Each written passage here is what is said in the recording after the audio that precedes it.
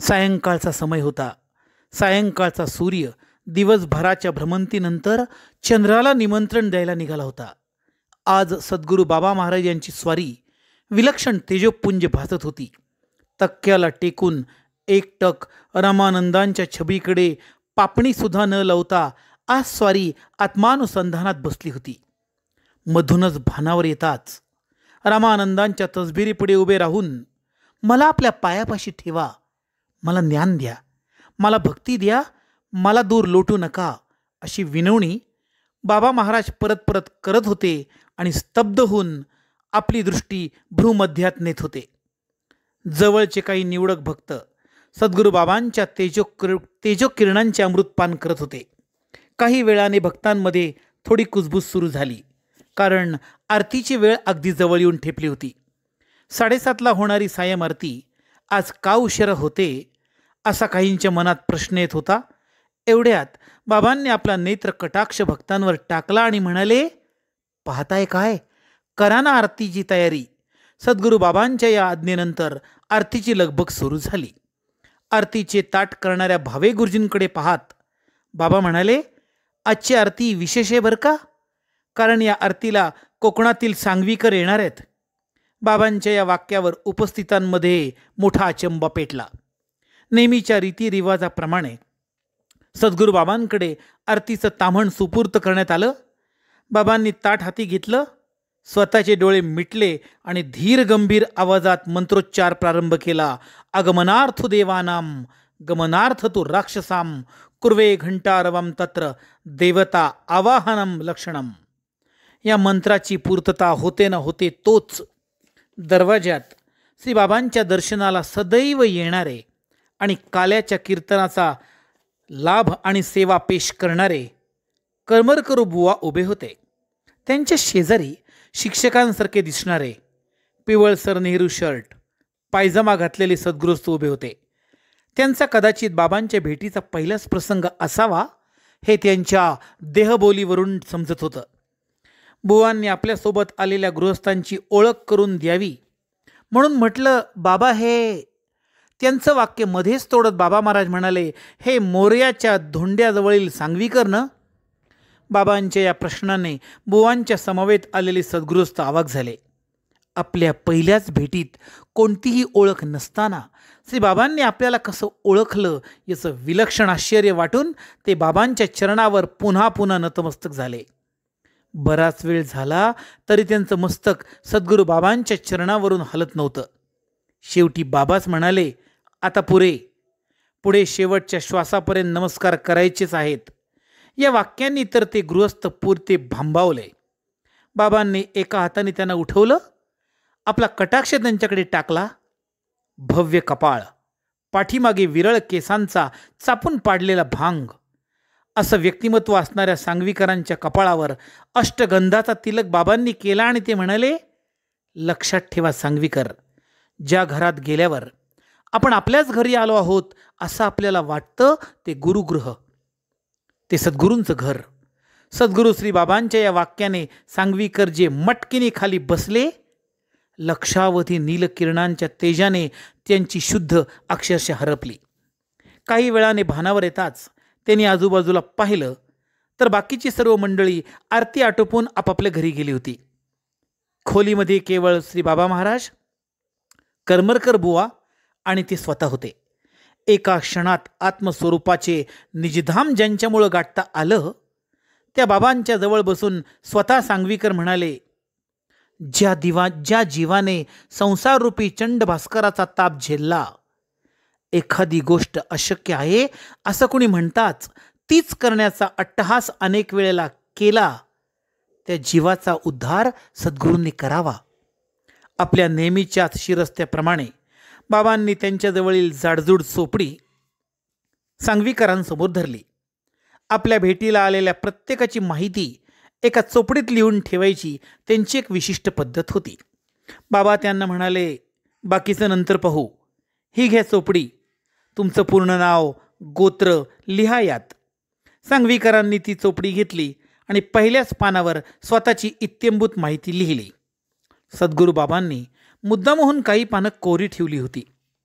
खरं तर लिहिणाऱ्यांनी इतर भक्तांच्या लिखाणानंतर स्वतःची माहिती लिहिणं बाबांना अपेक्षित होतं.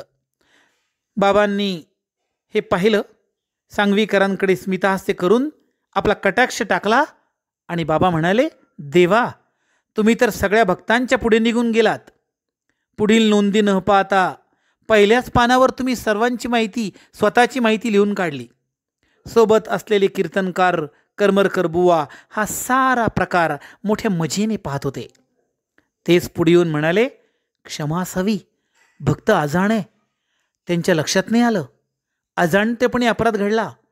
बाबांनी आपले डोळे मिटून घेतले. बाबा म्हणाले, कसले हे अजाण, देवांना मोठी जाण आहे. अहो, शिवरायांनी आपल्या आरमाराचा पाया जिथे घातला ते मालवणचे हे. मालवणची भाषा शहाळ्याच्या पाण्यासारखी मोठी गोड हो. अहो, वेदशास्त्र संपन्न जानभट अभ्यंकराच्या गावची ही आसामी सामान्य कशी असणार. अहो, देवांच्या मालकीच्या पोफळीच्या बागायत बागा. फक्त भाऊबंदकीचा शाप या सगळ्यांना लागलाय, त्याला हे कसे अपवाद असणार. आपल्या आयुष्याचा चलचित्रपट सद्गुरू बाबांच्या मुखातून ऐकताच सांगवीकर सद्गदित झाले. अनेक वेळा त्यांनी बाबांच्या पायावर मस्तक ठेवले. कृतकृतार्थ झाल्यासारखं देवांना वाटलं.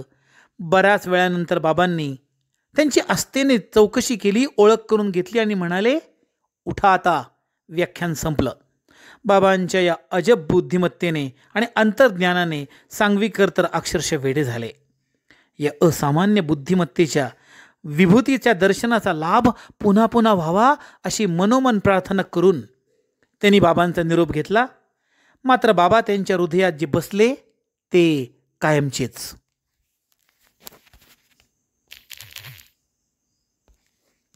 सद्गुरू बाबांची झालेली पहिली भेट श्री सांगवीकरांच्या आयुष्याला कलाटणी देणारी ठरली. त्यांच्या मनात श्री बाबांविषयी कमालीचं आकर्षण निर्माण झालं. नोकरीच्या निमित्ताने आपण कोकणातून पुण्यात येतो काय आणि बाबांसारख्या दिव्य विभूतीची आपली भेट होते काय, यांचं त्यांना खूप नवल वाटलं. त्यांची पावलं नकळत बाबांच्या मठाकडे परत परत वळू लागली. करमरकर बुवांकडून त्यांनी सद्गुरू बाबांची बरीच माहिती घेतली. बाबांचा मठ त्यांना आत्मशांतीचा आणि ऊर्जेचं स्थान वाटू लागला. मनाला वाटेल तेव्हा बाबांकडे जावं, त्यांच्याकडील आध्यात्मिक शांतता अनुभवावी, हा त्यांचा नित्यक्रम बनला. प्रत्येक भेटीत श्री बाबा महाराज त्यांना देवा म्हणून मोठ्या प्रेमाने हाक मारत. बाबांच्या मुखातून आपल्याला मिळालेलं देवा या नामाभिमाचं त्यांना फार मोठं अप्रूप वाटे. एका सर्वसामान्य कुटुंबात जन्मलेल्या सामान्य माणसाकडून असामान्य कामगिरी सद्गुरू बाबा करून घेणार आहेत याची जराही कल्पना देवांना नव्हती. पुढे पुढे स्वतःच्या सौभाग्यवती समवेत देवांचं बाबांकडे जाणं वाढलं. याच काळात त्यांना पोटदुखीने फार पिछाडलं होतं. वेदना सुरू झाल्या की त्या इतक्या असह्य व्हायच्या की देवा गडबडू लोळू लागायचे. डॉक्टर त्यांना वेदनाशामक इंजेक्शन देऊन शांत करायचे. अखेरीस आता बाबांकडे काही उपाय होईल असं वाटून देवांनी श्री बाबांचं घर गाठलं.